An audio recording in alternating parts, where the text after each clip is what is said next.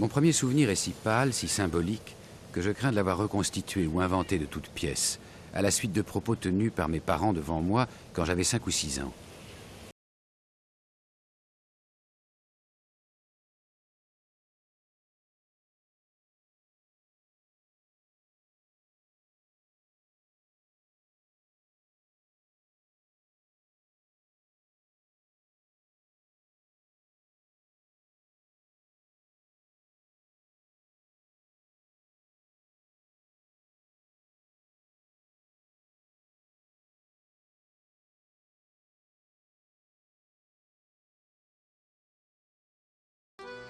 La plus ancienne image tirée de sa mémoire remonte à 1902. Revisitée par lui comme une scène irréelle, cet instantané de la vie quotidienne se métamorphose en vision poétique. Du plus loin qu'il se souvienne, Robert Desnos est poète. Quoi qu'il fît, dit Raymond Queneau, il était là, tout entier.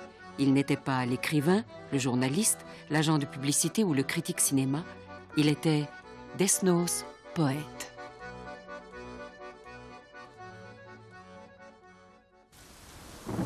Était-ce en 1910, en 1911 ou en 1912 ? Je me souviens d'orages extraordinaires. Le sol s'effondra à la gare Saint-Lazare et à Saint-Augustin. Il y eut même un fiacre qui sombra dans un précipice avec son cheval et ses passagers, et qu'on ne put jamais retrouver. Mythologie de l'enfance.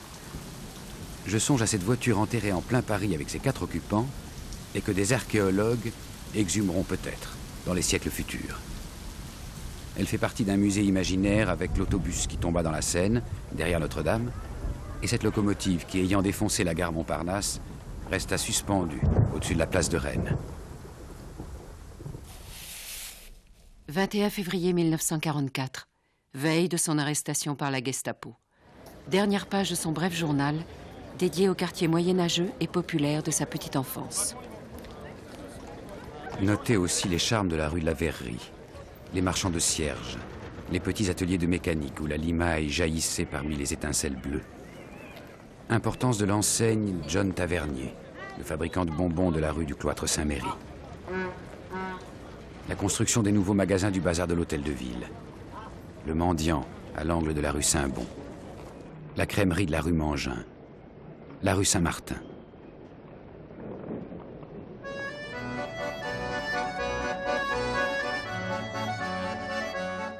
Ruelle sombre aux noms évocateurs. L'église Saint-Méry de sa communion solennelle. Les territoires alentours des bouchers et des équarrisseurs. La maison de l'alchimiste Nicolas Flamel et la Tour Saint-Jacques, monument mythique des surréalistes. Lieu où courent les légendes qui enflamment l'imagination du jeune Desnos. Plus durablement que la fréquentation obligée de l'école communale de la rue des Archives, puis de l'école supérieure de la rue Turbigo. Il en sort définitivement le 20 juillet 1916, avec un brevet élémentaire, un livret résumant toute sa scolarité, passable, mais peut mieux faire à tout point de vue, et un livre de Victor Hugo dont la lecture passionne l'apprenti poète.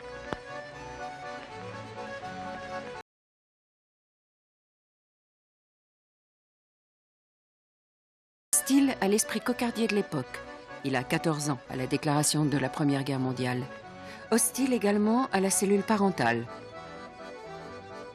Père mandataire aux Halles, devenu petit notable, mère effacée et sœur plus âgée, l'une et l'autre s'accommodant du confort bourgeois.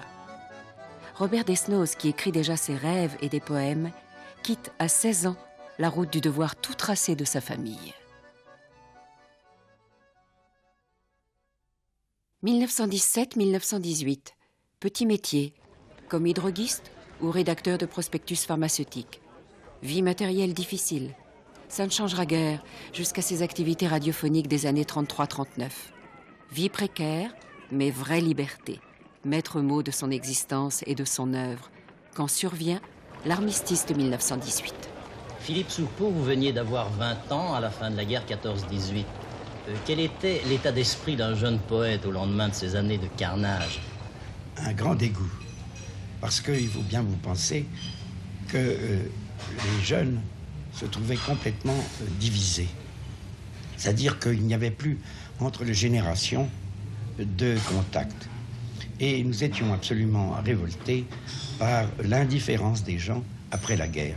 Rien, en semble-t-il, n'avait changé. Personne n'avait rien appris. Et forcément, à un moment donné, quand on est jeune, on a besoin, si vous voulez, de trouver tout de même des espérances. Or, dans le domaine qui nous intéressait particulièrement, la poésie, nous avions senti que vraiment tout allait recommencer. La littérature était absolument abominable, une littérature de bourrage de crâne. C'était exactement le mot qu'on employait à ce moment-là. Et puis, évidemment, les autres, les vieux, comme nous les appelions, étaient vraiment complètement grisés par, soi-disant, la victoire. C'était des gens comme Barrès, comme Bourget, comme Bazin, comme tant d'autres, qui nous révoltaient, qui nous dégoûtaient. 1918, c'est l'entrée officielle de Robert Desnos en littérature.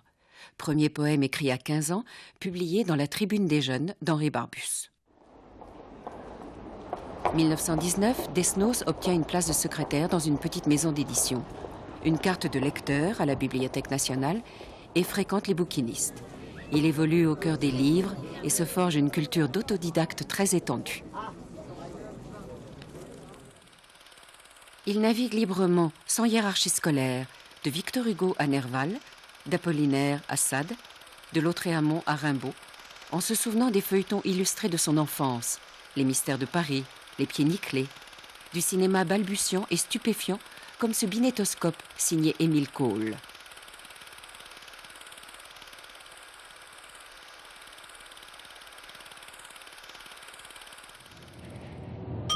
Apprentissage au hasard des rencontres, des amitiés tissées pour longtemps.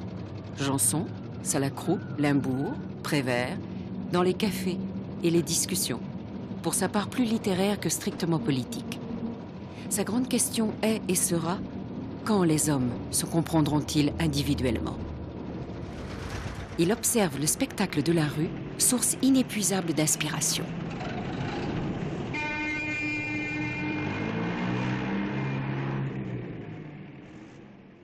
Je suis passé dans une rue étrange où des enfants blonds compissaient leur lange. À la porte d'un restaurant, un écriteau était collé « Ici, on peut apporter son manger ». À la porte d'un hôtel meublé, « Ici, on peut apporter son amour ». Il y a déjà dans ce poème de 1919 l'humour, la part de rêve, l'amour de l'amour qui va orienter toute la vie de Desnos. Il n'y a pas encore l'explosion verbale, l'abandon effréné aux sollicitations extérieures, les visions provocantes, sensuelles, des récits débridés du surréalisme à venir. 1922, le mouvement Dada finit de dominer la vie artistique parisienne. Retour à Paris pour Desnos, après 2 années oiseuses d'obligations militaires à Chaumont, puis au Maroc, loin des activités de Tristan Tzara et des dadaïstes, maîtres en scandale des surréalistes. Desnos rattrape le temps perdu en lisant Tzara, Vacher, Picabia, toujours révolté par la boucherie de 14-18. Il reçoit la confirmation éclatante de ses expériences poétiques personnelles, aux limites de l'état de veille, dans la lecture des champs magnétiques. Dès 1919, Philippe Soupeau et André Breton ont fixé la première application de l'écriture automatique à la poésie dans ce livre neuf et incandescent. Grand retentissement chez Desnos, qui rencontre vraiment Breton cette année 1922 et qui fonce tête baissée dans cette voie extrême. Il a 22 ans et intègre le groupe Littérature, où figurent déjà, outre Breton, son aîné de 4 ans, Louis Aragon, Benjamin Perret, René Crevel, Soupeau et Paul Éluard. Joyeuse bande de dynamiteurs brisant les chaînes du vieil alexandrin et les entraves à l'imaginaire. Ces entraves étaient de l'ordre de la logique. Le rationalisme le plus étroit veillait à ne rien laisser passer qui n'eût été estampillé par ses soins. De l'ordre de la morale, sous forme de tabous sexuels et sociaux. De l'ordre enfin du goût, régi par les conventions sophistiques du bon ton, peut-être les pires de toutes. Ce prétendu sens critique dont, bon gré mal gré, nous avions hérité comme les autres, nous constations que son rôle à notre époque était de freiner toute spéculation intellectuelle de quelque envergure. Nous nous refusions à la tenir pour la voie du bon sens, mais bien plutôt pour celle du sens commun le plus éculé. Dans ce sens critique qu'on nous avait appris à cultiver à l'école, Nous étions d'accord pour voir l'ennemi public numéro 1. Isabelle rencontra Marie au bas de l'escalier. « Tu n'es qu'une chevelure, dit-elle. Et toi, une main. Mais toi-même, omoplate. Omoplate, c'est trop fort. Espèce de sein. Langue, dents, pubis, œil, cils, aisselle, rein, gorge, oreille. Oreille, moi? Regarde-toi, narine. Non, mais, vieille gencive. Doigt.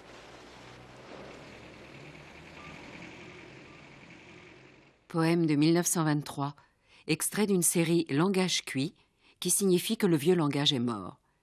Une ère nouvelle d'exploration poétique s'annonce, celle des mots sans rides que Robert Desnos va conduire avec André Breton. J'ai raconté dans un texte intitulé « Entrée des médiums » repris dans mon ouvrage « Les pas perdus », comment, à la fin de l'année 1922, sur l'initiative de René Crevel, nous avons été amenés, au cours d'une soirée qui nous réunissait, comme bien d'autres dans mon atelier, à solliciter certaines manifestations verbales ou écrites dans le cadre du sommeil hypnotique. Celui qui, dans cette atmosphère du sommeil hypnotique et des singuliers moyens d'expression qu'il octroie, se trouvera véritablement dans son élément, ne sera pas Crevel, ce sera Robert Desnos. Et c'est lui qui imprimera durablement sa marque à cette forme d'activité. Il s'y donnera en effet éperdument, y apportant un goût romantique du naufrage que traduit le titre d'un de ses premiers recueils, Corps et bien. Nul comme lui n'aura foncé, tête baissée, dans toutes les voies du merveilleux. Je vois les pensées, je vois les crânes cassés, je vois les mains décédées, je les aime. Nous sommes les pensées baissées et les femmes aimées et les poumons qui en ont assez de l'air et de l'eau. Mais déjà la phrase précédente est trop âgée. Nous sommes les arborescences qui fleurissent dans les déserts des jardins cérébraux.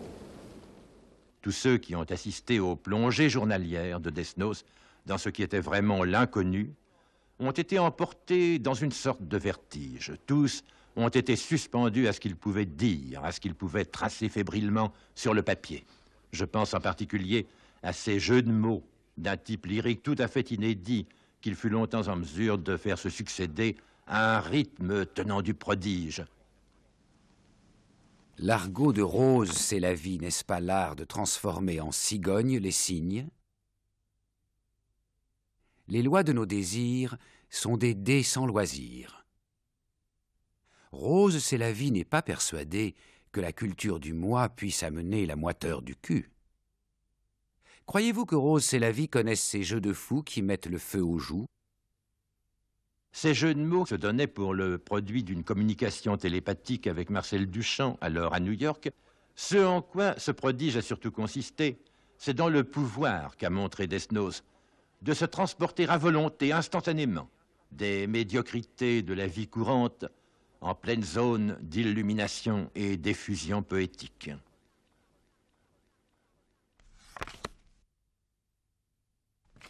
L'état de grâce impulsé par Desnos au mouvement surréaliste est à son apogée en 1924.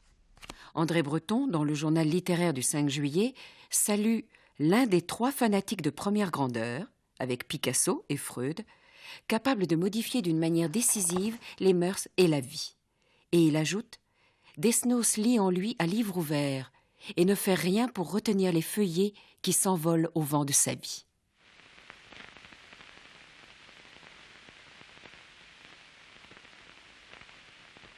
Mais peu de temps après cet hommage exalté, Robert Desnos, l'explorateur de limites trop extrêmes, est mis en garde. C'est passé cette chose extraordinaire, c'est que quand Desnos se réveillait, il devenait particulièrement haineux. Et même, il avait, on ne savait pas pourquoi, c'était probablement inconscient, il avait une haine d'Éluard et un jour, une nuit plutôt, il a pris un couteau, il a voulu assassiner Éluard. Nous l'avons empêché, bien entendu, mais à ce moment-là, Breton s'est dit, faut pas aller trop loin. Et il a arrêté ses expériences. Cet incident et l'aggravation de mes craintes au sujet de ce qui pouvait menacer l'équilibre mental de Desnos me déterminèrent à prendre toute mesure pour que plus rien de tel ne se produisît. Mais nos relations en furent profondément affectées. 1924. La publication par André Breton du Manifeste du surréalisme marque l'entrée du mouvement dans sa phase résonante, à l'opposé de la nature intuitive et spontanée de Desnos qui n'abandonne pas pour autant ses activités au sein du groupe.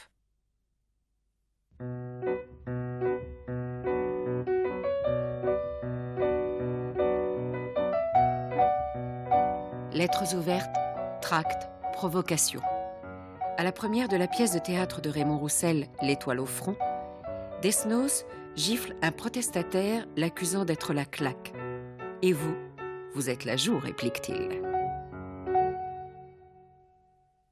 Robert Desnos continue en solitaire à tester les propriétés hallucinogènes du sommeil hypnotique adapté au langage, transcrites dans les Nouvelles Hébrides, Désordre formel, Deuil pour deuil. Année surréaliste aux activités multiples, poésie toujours, écrit sur ses amis peintres Picasso, Miro, Ernst, Masson, en marge de ses jeux graphiques personnels et constants. 1923, en pleine effervescence surréaliste, le poète commence aussi une carrière de journaliste pigiste. Dans Paris Journal, première critique cinématographique sous la rubrique « Les rayons et les ombres », titre emprunté à Victor Hugo.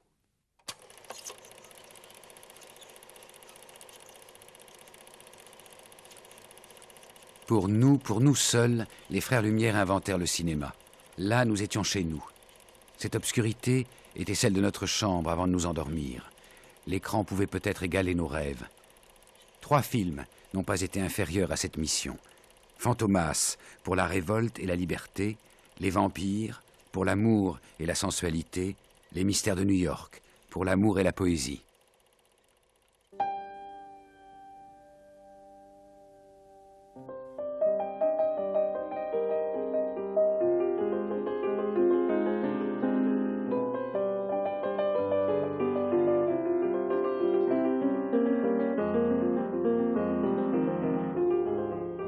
Passion pour l'écran magique jamais démentie, partagée avec ses amis surréalistes qui aiment entrer au hasard d'une salle obscure. Obscurité bénie, propre aux illusions, sans se soucier du titre ni de l'auteur du film, pour le rêve d'abord.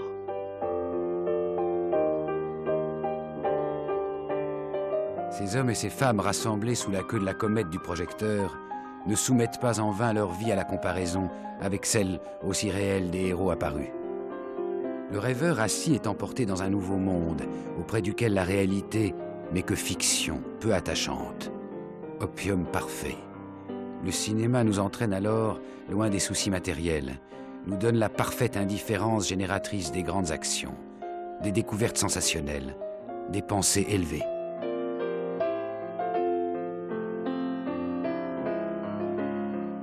Robert Desnos défend le cuirassé Potemkin, Erich von Stroheim, les Fantomas et les vampires de Feuillade, l'expressionnisme allemand, les burlesques.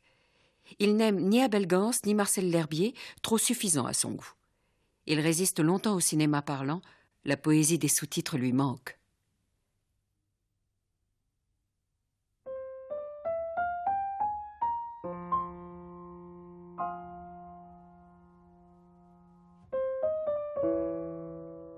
Quant à Chaplin, c'est le défenseur de l'amour, attaqué par les ligues de vertu que Desnos et les surréalistes soutiennent. Le perpétuel enchantement pour le cinéma, il aime l'image, toutes les images, le conduit à écrire des scénarios, pour la plupart non réalisés. Il envisage de passer derrière la caméra, mais c'est l'ami Man Ray, photographe et surréaliste, qui va s'approprier son étoile de mer. Objet symbole, adoré, dessiné, célébré par Desnos.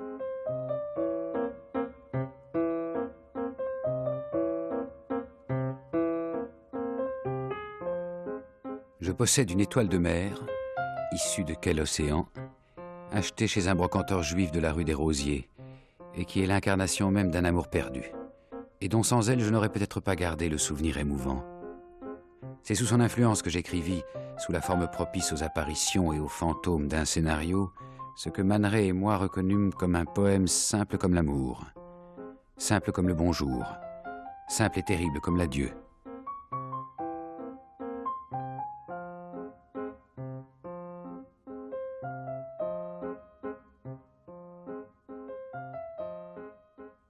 La mort constamment conviée, souvent défiée. Abus de drogue et d'alcool, vécu comme autant d'expériences extrêmes et raconté plus tard dans le seul roman largement autobiographique qu'il écrit en 1943, Le vin est tiré. Dans 20 ans, la drogue se sera répandue dans tous les milieux, peut-être même dans les campagnes, et il sera trop tard pour remporter la victoire sur elle. Ce livre se passe à Paris, il pourrait aussi bien, à quelques détails pittoresques près, dérouler les aventures de ces tristes héros dans n'importe quelle ville, de n'importe quel pays du monde.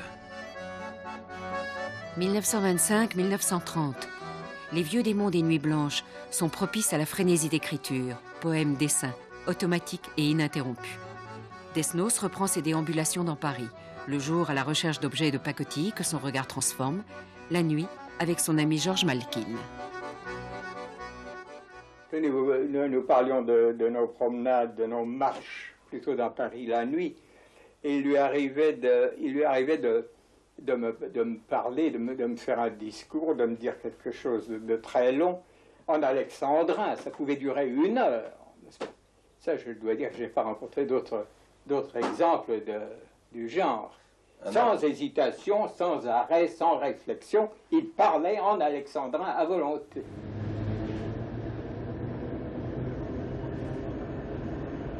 Va, sans un mot d'adieu, va, laisse-moi souffrir, le vent qui t'apporte à ton poste, et tu sais j'en mourir, qu'importe pas, sans te retourner, pas, sans te souvenir. Ne t'excuse pas, tu n'es pas coupable. Course effrénée à la vie, à la mort. Stoppée sur cette voie de l'amour, la chanteuse réaliste Yvonne Georges entre dans l'existence du poète. Rencontre bouleversante en avril 1925, après avoir écrit un article enthousiaste dans le journal littéraire. Desnos a 25 ans. Rencontre d'un amoureux de l'amour et d'une étoile. Elle habitait Neuilly, raconte Théodore Frankel, médecin et ami des surréalistes. Un rez-de-chaussée au fond d'un jardin. Une décoration recherchée y voisinait sans gêne aucune, avec un abandon fatigué. Elle recevait là des gens du monde, des gens de lettres, qui l'admiraient beaucoup, et que Robert bien souvent n'aimait guère. Mais il ne disait rien. Son amour fut violent, douloureux, inlassablement attentif, mais il ne fut jamais partagé. À la porte-maillot, je relevai la robe de soie noire dont elle s'était débarrassée. Nue, elle était nue maintenant, sous son manteau de fourrure fauve. Le vent de la nuit, chargé de l'odeur rugueuse des voiles de lin recueillis au large des côtes, chargé de l'odeur du varech, échoué sur les plages et en partie desséché. Le vent lourd de la nuit devait s'engouffrer sous son manteau et caresser ses hanches et la face inférieure de ses seins. Le frottement de l'étoffe sur ses hanches éveillait sans doute en elle des désirs érotiques, cependant qu'elle marchait allée des acacias vers un but inconnu. Louise Lam se hâtait. Yvonne Georges est devenue Louise Lam, l'héroïne de ce livre-poème. Texte trop suggestif pour les censeurs de 1927. L'édition publique est amputée de 60 pages, se rapportant au club des buveurs de sperme. Femme divinisée, que Desnos continue d'aimer sans retour. Il l'aide et l'accompagne jusqu'au bout. Malade, Yvonne Georges disparaît le 22 avril 1930. «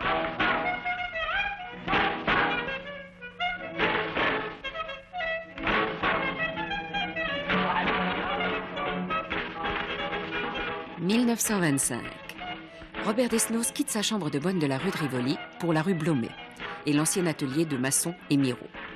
Proche de son nouveau domicile, le Bal Nègre, qu'il découvre et fait connaître. C'est le rendez-vous des musiques venues d'ailleurs, des Antilles et du jazz.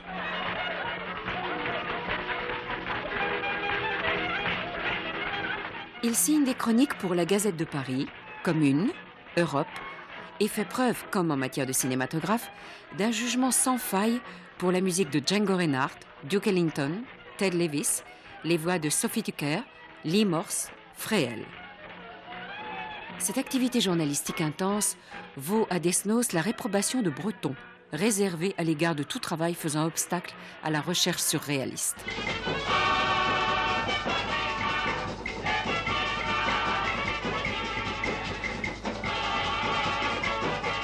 1928.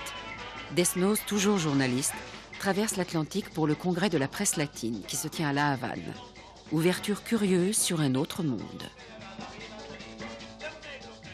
Son voyage à Cuba était une ouverture sur le monde. Il a découvert le nouveau monde. Il a découvert non seulement les Antilles, il a entendu parler du Mexique, et ça a été l'origine d'une amitié de Robert pour les gens qui venaient du monde hispanique. C'est grâce à cela qu'il a passé ses vacances de 35 en Espagne où, chose que l'on ignore trop, il s'est lié d'une très intime amitié pour Federico García Lorca. Retour à Paris avec Carpentier et fréquentation assidue de la bohème de Montparnasse. Se lie d'amitié avec le peintre Fujita et Yuki. Baptise une boîte de nuit Mal d'Aurore avec carte de vampire pour les adhérents. André Breton dénonce l'inqualifiable idée, l'insulte faite à Lautréamont. Il somme Desnos de s'engager comme lui et Aragon au Parti communiste français pour la Révolution russe. Robert Desnos refuse. Il reste anarchiste et réfractaire à tout embrigadement.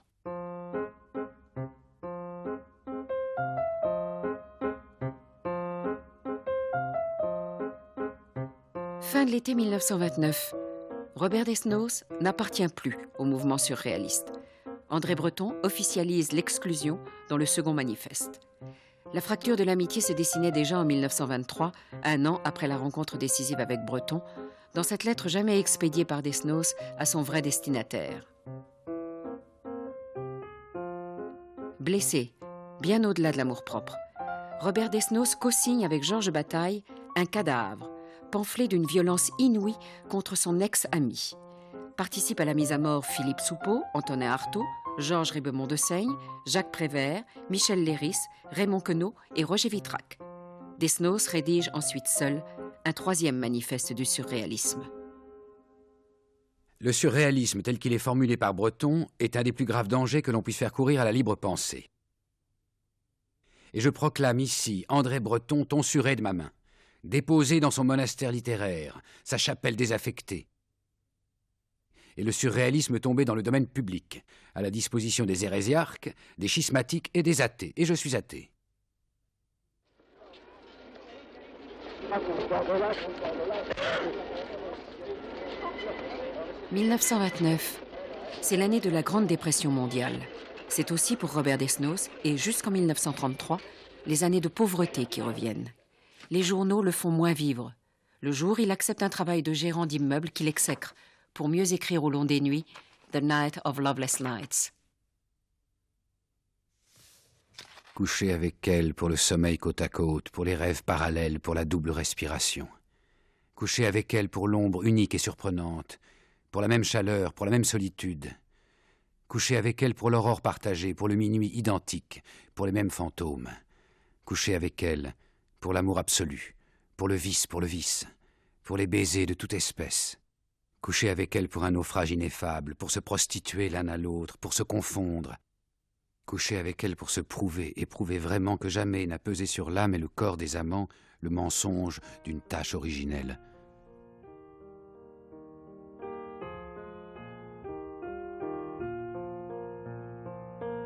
Autre grand amour, Yuki, l'ex-compagne de Fujita, Yuki la sirène. Nouvelle aventure sentimentale, à bien des égards aussi cruelle que la précédente. Yuki, immortalisée par Fujita, est l'une des femmes les plus convoitées de Paris. Lucie Badou, dite Yuki, neige rose en japonais, est insouciante et volage. Desnos accepte ce jeu masochiste. 1932, il compose pour elle le livre secret alternant gouache et poème. Ma chérie, ma Yuki, je n'aime et n'aimerai que toi. Et tu m'aimeras. Je t'appelle, reviens, ma chérie. Les heures coulent à t'attendre, je ne pense qu'à toi. Souviens-toi de tes paroles d'espoir, Yuki. Ne me prépare pas une déception plus grande, ma chérie. Toi, et pas d'autre que toi, et pas d'autre que moi. N'est-ce pas, mon amour? Robert Desnos.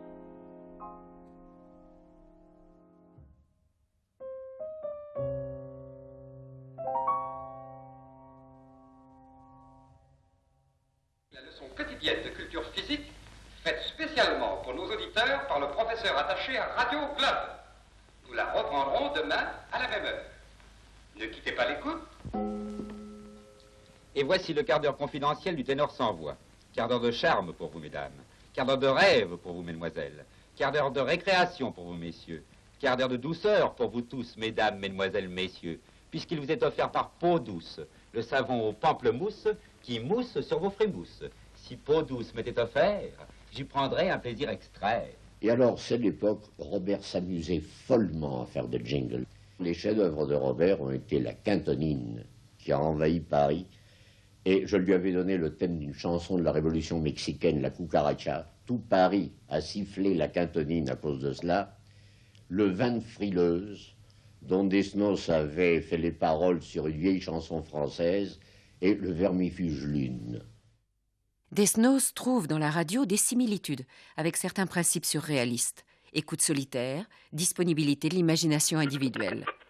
Sur le poste parisien, il se met à l'écoute des auditeurs, sollicite leurs rêves, les met en scène et les raconte lui-même. C'est la clé des songes. Mais entrez donc. C'était l'ouvreuse de la salle de concert qui me poussait dans une loge capitonnée. La loge était un abri bétonné où se retrouvaient tous les spectateurs, tassés comme des sardines. Au-dessus de nous, la salle s'effondrait. La fusillade continuait. Dans l'abri, tout le monde se plaignait d'étouffer. Au secours! De l'air! Dès qu'il a été invité par Paul de Harme à travailler à la radio, il a poussé des recherches sur le terrain de l'accouplement de la musique et de la parole. Un de ses résultats a été son Salut au monde, basé sur le poème de Walt Whitman, dit par Jean-Louis Barrault, et que j'ai synchronisé avec la 9e symphonie de Beethoven. Mais surtout, cette grande complainte de Fantomas, qui avait été donnée sur plusieurs postes de radio pour lancer de nouveaux volumes de la série de Souvestre et Alain, et dont la musique était de Kurt Weill, la direction théâtrale, dramatique de Antonin Artaud, le texte de Robert naturellement, et la direction générale de moi-même. Allongeant son ombre immense sur le monde et sur Paris, quel est ce spectre aux yeux gris qui surgit dans le silence? Fantomas, serait-ce toi qui te dresse sur les toits?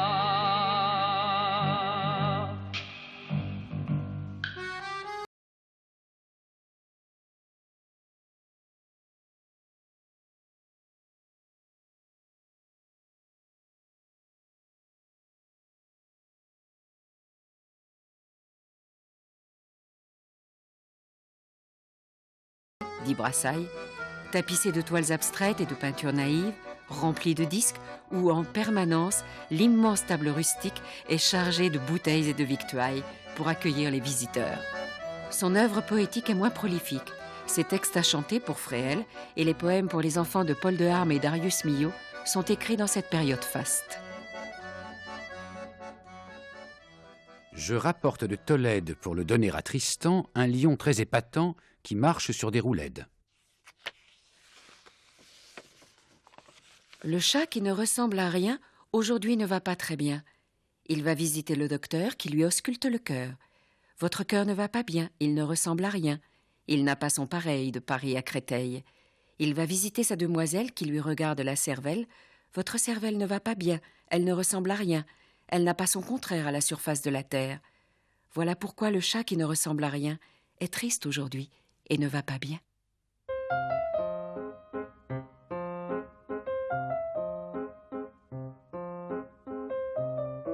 8 janvier 1944. Il note dans son journal « Ce que j'écris ici ou ailleurs n'intéressera sans doute dans l'avenir que quelques curieux espacés au long des années. Tous les 25 ou 30 ans, on exhumera dans des publications confidentielles mon nom et quelques extraits toujours les mêmes. Les poèmes pour enfants auront survécu un peu plus longtemps que le reste. J'appartiendrai au chapitre de la curiosité limitée. Mais cela durera plus longtemps que beaucoup de paperasses contemporaines. » Dans l'immédiate avant-guerre, Robert Desnos est toujours un homme seul, qui enferme la terre entière dans ses bras. Face à la défaite des républicains espagnols et à l'extension du nazisme en Europe, contre le fascisme et l'antisémitisme, il abandonne une position pacifiste de principe.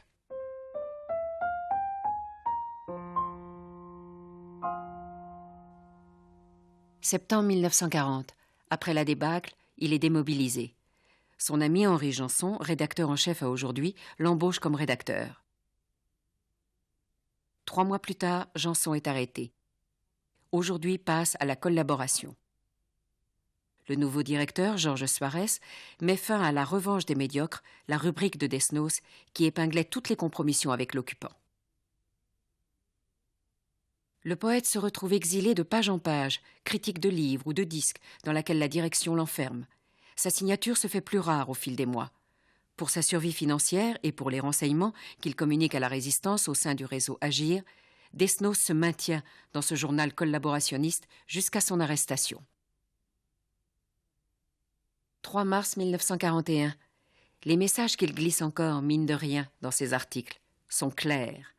À propos des beaux draps, le livre de Louis-Ferdinand Céline, il écrit entre autres « Je n'ai jamais pu lire un seul de ces livres jusqu'au bout ». La réponse de Céline se fait par sommation. « Monsieur le rédacteur en chef, Monsieur Desnos me trouve ivrogne, vautré sur Moleskine et sous comptoir, ennuyeux à bramer, moi je veux bien. Mais pourquoi Monsieur Desnos ne hurle-t-il pas plutôt le cri de son cœur, celui dont il crève inhibé, mort à Céline et vive les Juifs? Que ne publie-t-il, Monsieur Desnos, sa photo grandeur nature, face et profil à la fin de tous ses articles? La nature signe toutes ses œuvres. Desnos, cela ne veut rien dire. » En 1942 paraît Fortune, qui rassemble 10 ans de création poétique, puis État de veille, Le bain avec Andromède et Contrée. D'autres poèmes de la Résistance paraissent clandestinement sous des pseudonymes en 43-44. Et voici, Père Hugo, ton nom sur les murailles. Tu peux te retourner au fond du Panthéon pour savoir qui a fait cela. Qui l'a fait? On. On, c'est Hitler, on, c'est Goebbels. C'est la racaille. Un Laval, un Pétain, un Bonnard, un Brinon. Ceux qui savent trahir et ceux qui font ripaille. Ceux qui sont destinés aux justes représailles. Et cela ne fait pas un grand nombre de noms. Ces gens de peu d'esprit et de faible culture ont besoin d'alibi dans leur sale aventure. Ils ont dit « le bonhomme est mort, il est dompté ». Oui, le bonhomme est mort, mais par devant notaire, il a bien précisé quel legs il voulait faire. Le notaire a nom France et le legs liberté. 21 février 1944, dernière page de son journal. Ce souvenir d'enfance. J'ai 8 ou 9 ans. Nous rentrons, ma mère et moi, à l'appartement de la rue Saint-Martin, par la rue de Rivoli. Arrivé au carrefour Rivoli-Sébastopol rue des Halles, ma mère me serre convulsivement la main. Je lui demande « Pourquoi me serres-tu la main ?» Elle semble sortir d'un rêve, me regarde et dit « Je croyais qu'on t'avait changé. » 22 février 1944. Une collègue l'avertit par téléphone de son arrestation imminente. Desnos reste à son domicile. Sa fuite mettrait Yuki en danger. La Gestapo vient l'arrêter, interrogatoire rue des Saussets, emprisonnement à Fresnes, transfert à Compiègne. 1700 hommes sont déportés à Auschwitz. Dans le convoi, Robert Desnos et un autre poète, André Verdet. C'est le soir dans la cour de l'immense camp, sous la pluie et les rafales de vent. Passent des SS qui nous disent « Vous allez tous mourir ». Alors on voit Desnos s'en aller de groupe en groupe, plaisanter un moment avec les prisonniers et prenant leurs bras lire dans les lignes de leurs mains. Et il leur parle de leur avenir avec une telle confiance et une si tranquille assurance que peu à peu le miracle se produit. Ces hommes désespérés un instant plus tôt oublient leurs conditions misérables et l'on voit leur visage s'éclairer d'une lueur d'espoir. Après Auschwitz, Buchenwald, Flossenburg, Floa, une année de souffrance et d'humiliation. Mon amour, notre souffrance serait intolérable si nous ne pouvions la considérer comme une maladie passagère et sentimentale. Nos retrouvailles embelliront notre vie pour au moins 30 ans. De mon côté, je prends une bonne cure de jeunesse. Je reviendrai rempli d'amour et de force. Pendant le travail, un anniversaire, mon anniversaire fut l'occasion d'une longue pensée pour toi. Cette lettre viendra-t-elle à temps pour ton anniversaire? J'aurais voulu t'offrir 100 000 cigarettes blondes, 12 robes des grands couturiers, l'appartement de la rue de Seine, une automobile, la petite maison de la forêt de Compiègne, celle de Belle-Île, et un petit bouquet à 4 sous. En mon absence, achète toujours les fleurs. Je te les rembourserai. Le reste, je te le promets pour plus tard.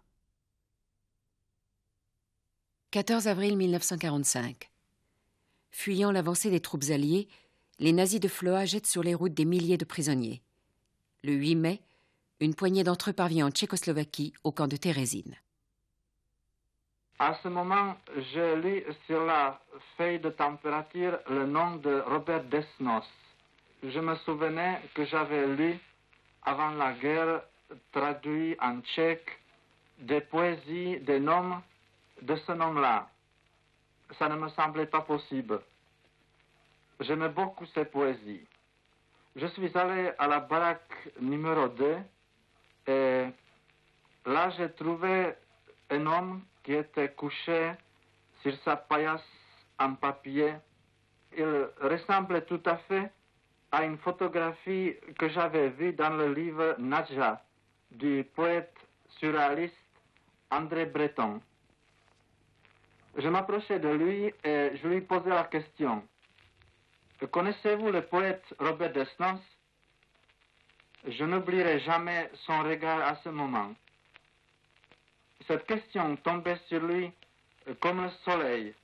Sorti de l'anonymat par l'infirmier du camp, Joseph Stuna, et sa collègue Alena Tezarova, Robert Desnos, atteint du typhus, connaît alors, ce sont ses propres mots murmurés, son matin le plus matinal. Il ne se plaignait jamais. Quelquefois, il retrouvait un peu de force pour nous parler. Il nous parlait de Paris, de ses amis artistes ou écrivains, de sa femme. Il nous invitait chez lui, il nous disait « Vous viendrez me voir et je vous ferai connaître mes amis ».